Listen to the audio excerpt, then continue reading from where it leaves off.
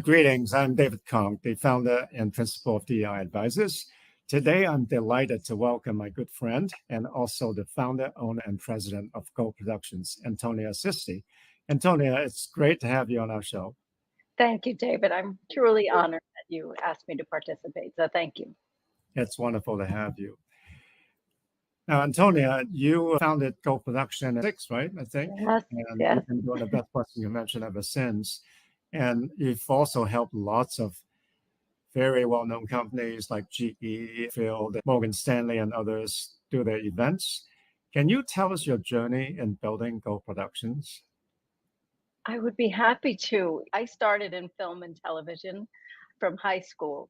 I had an interest in those fields, and then it carried over to college where I studied film and TV, and I majored in communications at Adelphi University on Long Island. My father was a professor there, so we went for free. So we had no choice. So that's where I was going. Out of college, I worked as a freelance, what we call PA, which is a production assistant. It's the lowest position possible, but I was thrilled to be able to get work on any production in and around the New York City area. I grew up out on Long Island. I currently live in New York City. And I worked on the production side as well as the acting side as well. But I have to say, production will really test you. Long hours, really low pay, especially starting out. Expectations are very high, even for the smallest task that a production assistant would be doing. So it taught me a very strong work ethic. And also for any production, big or small, it taught me that every person was valuable on that project. It didn't matter what you were doing. You had to be at your best to make that a success. So there was a real sense of teamwork and community in the production world. Then I had a college friend who was working for a company that worked in corporate theater, is what we called it back then, and asked if I was available for a particular project. I can't remember exactly what it was, but he said, oh, the PA pay was $125 per day. I was probably making about $75 a day on TV and film for 16, 18 hours a day. And I thought, oh my gosh, $125, that's amazing, I'm in. So that's how I made my way into corporate theater. From then on, I worked as a freelancer for all the big production companies in New York City, moving up the ladder from PA to coordinator, associate producer, executive producer. And at one of the companies, I had a long-standing client that I was working for, and they just were tired of dealing with a big production company, and they said, can we hire you directly? But the company I was working for at the time, they taught me a lot. They honed my skills. So I approached one of the owners and I told them what the client had asked, because you don't want to steal a client, certainly. So I basically got his blessing. He said, go for it. So I was basically forced to start my company, because wanting to work directly with the client, I had to form a company, get insurance. So I had to learn that business aspect very quickly. So I'd say after 20 years, I'm still learning the business aspect of all of it. No, you do an outstanding job. I don't know whether you're still learning. You're probably just line of work. You're amazing at what you do. Thank you. Very impressed with all the work that you've done for Best Western over the years. Thank you. Now let's talk about the challenges that you face over the years. No doubt, especially as an entrepreneur, you've faced many challenges. What is your general approach? I'm not sure if it's like in every field, but again, going back to what I learned in production particularly, you have to prepare for the worst case scenario on every aspect, not just a plan B, but a plan C, a plan D, etc. Particularly when it comes to live events. Timing on everything is critical. So if the equipment truck doesn't show up on time, what's the move? If a crew member gets sick, what's the next move? You get the idea. I certainly didn't want to go to you and say, David, I have no equipment. Can you move the show by 4 days? That is not an option. And also, we did some events in Hawaii in remote locations. So in that case, it makes it even more difficult. So you have to have that plan B, C, D, and E. And my father taught me chess when I was young, and we used to play a lot. So I think that actually helped me with the thought process, always trying to figure out a few steps ahead. So That's Yeah, probably you my always answer. a few steps. I remember quite a few times where there were contingencies and you always had a plan for them. Kudos to you. That's I great. had to. I had no choice. Desperation is a good motivator, David. I don't mean desperation in a bad way. In sports, I know they say the desperate team, you got to watch out for them. Right? That is a motivation. Yes. Let's talk the setbacks and disappointments we've all encountered. How do you generally find strength and resilience prevail? I hate to be cliche, but you get knocked down, you get back up again. And as I said a moment ago, you have no choice. And I ask this of my team too. If I say I'm going to do something, I'm going to do it. When I give my word or make a promise, whether it's to myself or to a client, for me, there's no choice but to stick to it and get it done no matter what. So the strength obviously comes from within, but the support system, I think, is so key, whether it's family, friends, colleagues, whomever. I would say they really give me the most strength in challenging times. No doubt. Now, you said two very important things. One is to believe in yourself, because when you get knocked down, how do you get back up unless you Right. believe in yourself?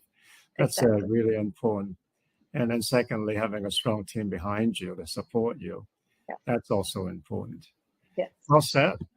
Now, you alluded to this earlier. You became an entrepreneur because you had a client who wanted you to produce the show Mhm. for them, but you must have thought about wanting to be an entrepreneur, and you eventually became an entrepreneur. Tell us how you chose to become an entrepreneur. I always think I know better than everyone else, so I guess it was natural for me to be in charge. I never had a staff job. I was always freelance. I guess that's a natural progression anyway. When you're freelance, to me, that is an entrepreneur in a way, even though it's not a full on business structure. You're still the business is you at that point. So, having since college always had that freelance mentality, I think I had that mindset to begin with, I'd say. And of course, the client, and I thank them from the bottom of my heart, said, "Here, you do this. We believe in you. You do it." And it just happened. I never sat back and thought, I want to own my own business one day. That's why I think it's also important for your audience too. It doesn't matter what field you're in, it could turn into that opportunity to start your own business, even if you don't have a business degree. I didn't have a business degree. I majored in liberal arts. So you just never know where it's going to take you. And I've been quite fortunate. And again, I thank that client for forcing me to do that. It's definitely a risky endeavor to start your own business, but for me, it was definitely the right decision. I did feel like I needed to be in charge. Now, you've been an entrepreneur for almost 20 years now. So, Mhm. what are some of the important ingredients to being successful? You really have to love or have a passion for what you're doing. And then everything follows from there. There's certainly challenges, but if you love what you're doing, that's important. I have this conversation with my nephew a lot. He just turned 30. He has a very good job here in the city, but he keeps asking me for ideas on what kind of business he should start. And I say the same thing. I say it should start with something you have an interest in, a passion for, and you have to put in the time. I feel like a little bit, I don't mean to sound like the old lady here, but a little bit with the younger generation, everything is so instantaneous now. They want that instantaneous gratification if you're starting a business. And I think he's heard those rare stories where someone starts a business at 20 and then in a week they're a millionaire. But it doesn't work like that. I don't want to be the downer to your audience, but you have to have a passion for what you're doing. You have to put in the time and you have to soak it all in. You have to gain the experience too, I think is very important in whatever field it is. That's good advice. Look at David, I remember you started one of the best stories, which inspired me. You started as a busboy, immigrant from Hong Kong. And look at you. The work ethic is key also. Yeah, no doubt. The work ethic plays a huge part Yeah. in becoming successful. But all the things that you said, a good support network and having the right opportunity, all those things are also important. Yes. Luck is in there. Luck, for sure, for Luck sure. is in there. Also, be open, I think, to those around you who have more experience when you're first starting out, or listen to what they have to say, watch what they're doing, how they work. Whether you agree or disagree with the style or what they're saying, you learn a lot from that too. And that's how you develop your own style as well. So, Oh, for sure. Yeah, for sure. You learn what to do and what not to do. yes. That's right. The latter is probably more important. You said earlier the importance of taking risk, and I'm reminded of the saying, you can't get anywhere in life without taking risks. What is your perspective? And tell us about some of the risks that you've taken. I do think that's true. I think you do have to take risks, and definitely being an entrepreneur is a risky endeavor. When I made that move, I knew if it didn't work out, my chance of getting hired again at any of the production companies that I had been working for was going to be very low, because now I was the competition, and rightfully so, people would be leery to hire me. It had to work or I was going to be in trouble. So that was definitely risky, but I had confidence, or maybe I was naive, or a little bit of both. And starting your own business is one of those things where whatever you think is going to happen rarely does. So it's a constant learning process all along the way. But the risk was worth it. I'm thrilled I did it, but it does take a certain personality to want to do that too. Yeah. Many of the leaders that we've interviewed had talked about the importance of taking risks. Basically, their points were number one, it broadens your horizon. And number two, you always learn. Even if it was a Exactly. failure, you learn from it, you become a better person. Exactly. Exactly. There's a funny story. My husband was also an entrepreneur. He and his brother started a media design firm a few years before I had my company. So again, watching what others do and learning from them, that was important. So that gave me a lot of insight watching what they went through. But we had this funny story when they first started. He came to me with this spreadsheet. He said, "Look, we created this spreadsheet for the new business, and look how much money I'll make, and I don't have to work as many hours as I normally do." So, needless to say, that spreadsheet was very wrong. He spent weekends, full days, didn't get any sleep, holidays making that business work. So we still laugh about that. I think we have that spreadsheet somewhere in the house, and we're going to have it framed at some point and hang it up. So whatever you think is going to happen rarely does, and that's a good thing. I don't mean it as a scary thing. Yeah, It's a good thing because you learn how to pivot. You learn how to, okay, how do I roll with this? What do I do here? What's my next move? As I said earlier. that's right. That's right. Now, Antonia, a compliment to you is you always make the Best Western conventions fresh and relevant. And I don't even know how you came up with all these ideas over the years. Our conventions are never the same, always exciting, always fresh. I'm just curious, how do you find the inspiration to be so creative all the time? Corporate production. It's a very different world than theater, film, advertising, even, where creative teams have a little more leeway. Many corporate clients, they'll say, "Oh, we want something different. We want something out of the box. We want to be creative." But in the end, they really don't. And they want to take the safe route. With Best Western, it was not typical. And you allowed us to be creative. I think I told you that many times. And I credit you for inspiring me and my team each year.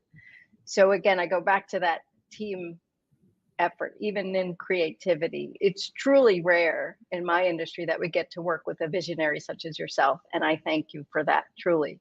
So for me and my process to be creative and come up with new ideas, it's completely collaborative effort, and not just between me and my team, because there are some terribly creative people on my team, but it's also between us and the end client.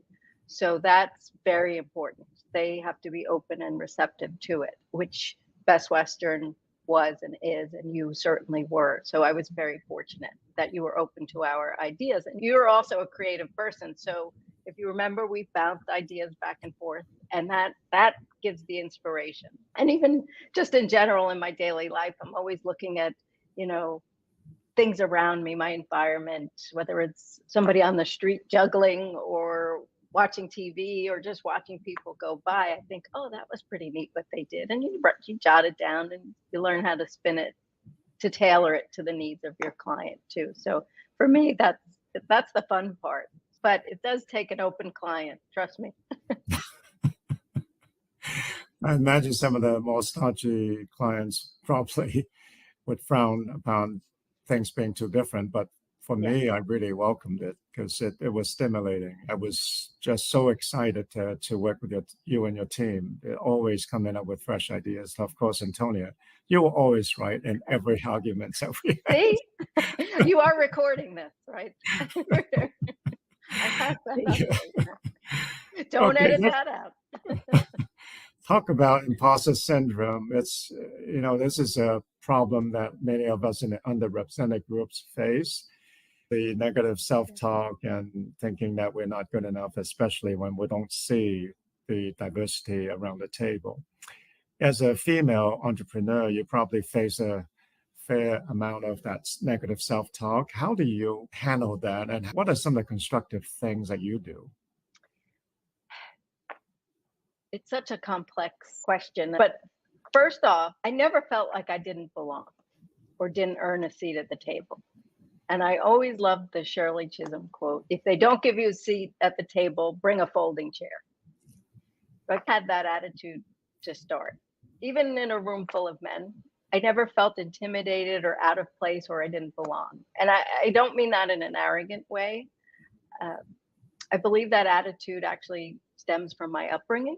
You're probably going to think I'm going to say I had a very strong mother, but I had a wonderful mother. But it actually came from my father's influence. He had a very commanding presence, very confident.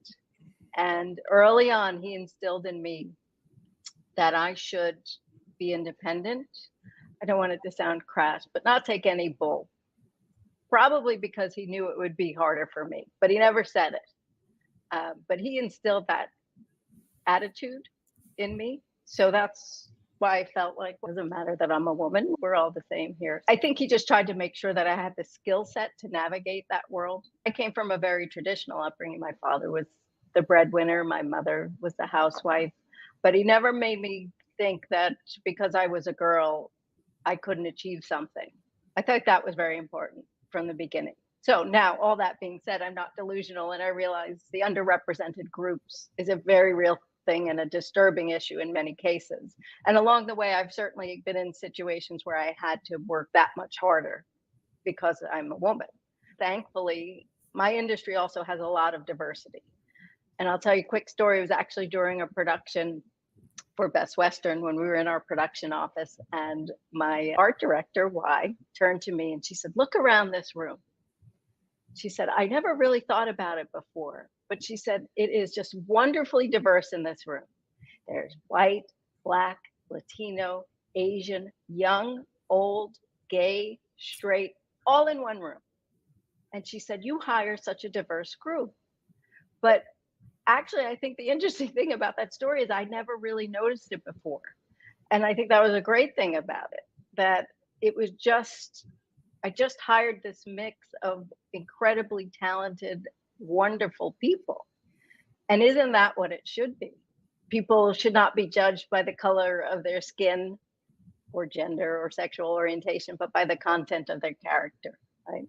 A great man said that. As far as what steps we can keep taking, your organization, what the work you're doing with DEI advisors is crucial. The advice and access to advice that you give to underrepresented groups is pivotal in creating a path to success. And businesses should want to be diverse. I don't understand why you wouldn't want to be diverse. Isn't it just good business sense to have all these different cultures, points of view, stories of life in a room? That would make your business better. It's just good business sense too. And also, I live in New York City, one of the most, if not the most diverse cities in the world. So if you're not comfortable around a diverse group, you're not going to last here very long. And quite frankly, I think that's why New York City is so great, because it's so diverse and you're exposed to so many different things. So That's well said. And if I may offer an observation as to why you don't feel the imposter syndrome as much as the other people, it's because you've already learned to embrace your unique self. You're a very unique person, and you've learned to embrace it and be proud of it. And that is the constructive thing that we can all do to overcome the imposter syndrome. yeah, just embrace yourself. That's what you're bringing to the table. Better than anyone else is yourself. Okay, having a strong network is vitally important, especially in your line of work, instilling trust and confidence and building a strong relationship, crucially important. Tell us, what are some of the secrets that you have in building a strong network? It's not really a secret. I would think it was pretty obvious. You have to be, and I am, honest, sincere, and ethical. So that's appealing to the people that I'm going to hire. I hire only the best of the best who are willing to give 100%. So I would say my standards are high. And given the nature of production, we have to trust one another or the project will not be successful. So building that sense of trust within the network that I've established, I've been around a long time. So I know the people to hire. I get the best for my clients and they give the best and I give the best. So that's part of it. Experience is part of it, and having a reputation. People know they can trust me. Same with the client relationship. We have to trust each other, and I do everything possible to gain the client's trust. When a client trusts me, I take that personally and I can't let them down. So I also value that sense of trust with my network and my team. Okay, let's talk about work-life harmony. You have a very demanding job and you travel the world. How do you manage the demands at home versus?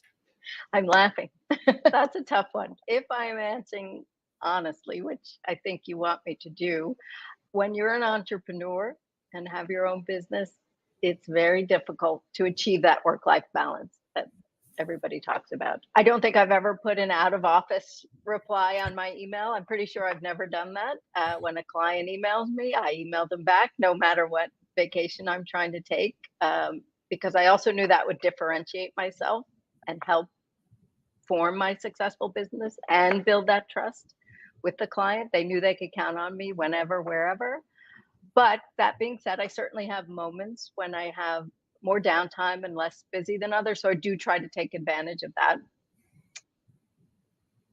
And it's not just an entrepreneur. You can certainly speak to this, Dave. When you have those kind of demands, it's very hard to get that balance, in the work life. That being said, I love my work, so I feel like I do have harmony.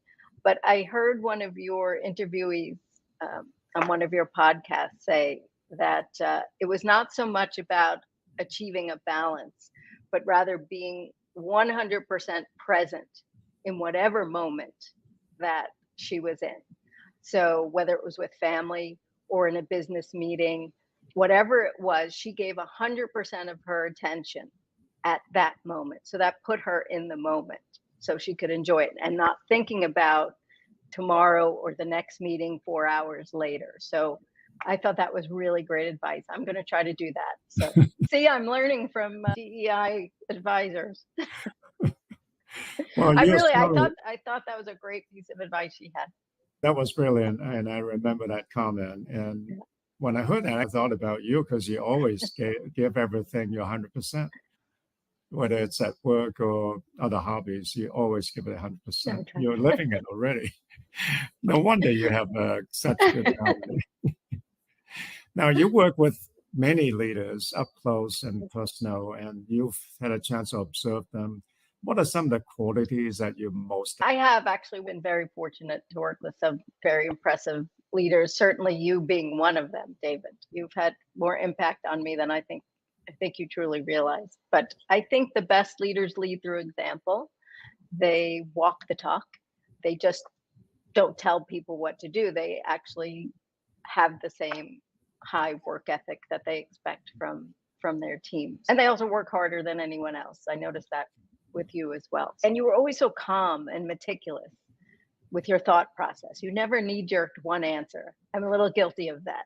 So I always try to remember that, take a step back, just be thoughtful. So thoughtfulness, I think, is another quality that's impressive. And also great leaders inspire. So that's certainly a quality that I admire very much. And you inspired me as well. Oh gosh, you're just way It's too true. kind. I'm going to have you I'm back. not kind. David, you know I'm not kind. It's true. No, thank you. I appreciate that. Now, you have also built a very strong and loyal team. They are very dedicated to you, and their work ethic is just incredible. And obviously, you inspire all that because I've seen you at work. You're up all hours of the day and night.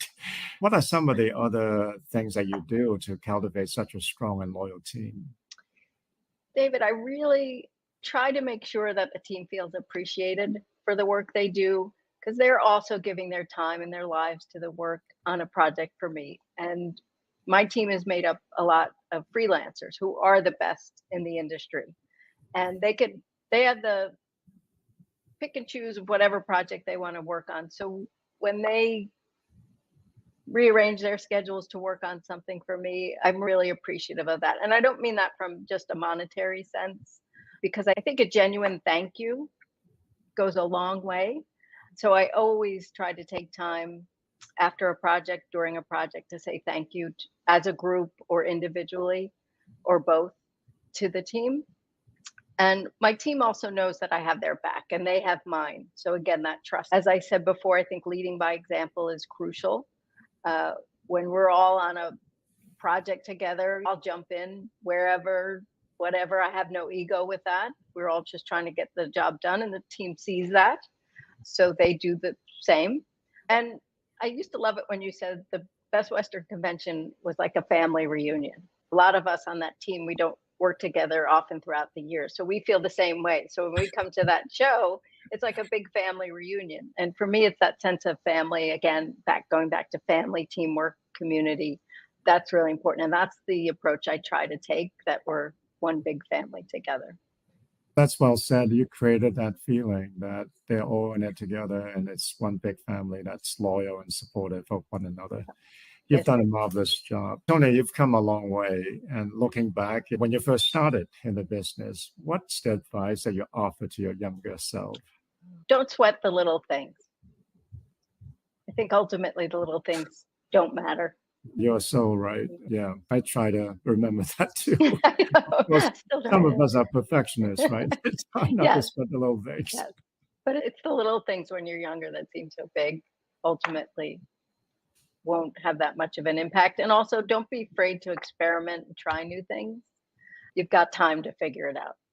Right. Okay, we're coming to the end of the show, and I want to ask you one last question. Our show is about self-empowerment. Mhm. What's your final advice on self-empowerment? Stand up for yourself, earn respect, and then demand it.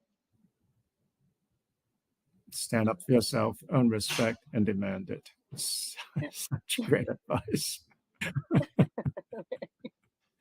I love that. Absolutely love that. What a great way to end the show. Thank you so much, Antonia. David, Appreciate having you on the show. I can't thank you enough. Audience, if you enjoyed this show, I hope you join us on our website, deiadvisors.org. We hope to see you there. Thanks again, Antonia. Thank you, David. Always a pleasure to see you. Same here.